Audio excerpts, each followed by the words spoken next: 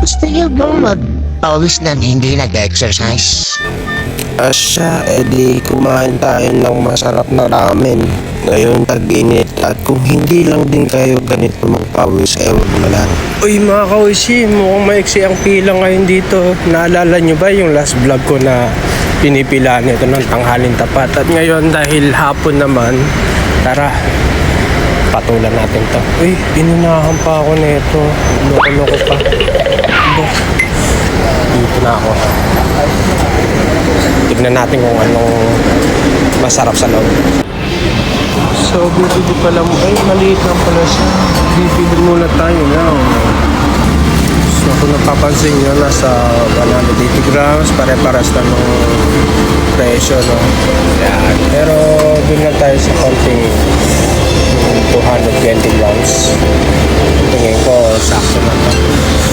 220 grams. Alright. Labas na ulit tayo. Pipila na ulit. So, sabi nila, ito, panlaban daw to sa Cebu. So, 180 siya. May kamahalan, no? Try lang natin. Alright. So, balik tayo sa pila. So, ito palang pangalan ng ramen na to. Edmondo. Alright. Edmondo mo. Pilipino pang Edmond. Mga Edmond dyan.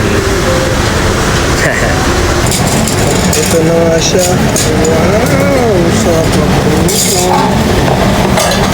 Grabe ang sarap ng ramen dito mga kausi. Parang asado yung lasa ng sabaw niya. At nakita nyo naman kung gaano siya kasebo. Kaya pala ganun na lang pilahan ito. At dahil na-curious ako, ayun yun pa ako, bumulaw. Grabe, parang gusto ko pang ubusin talaga yung sabaw, pero nako po.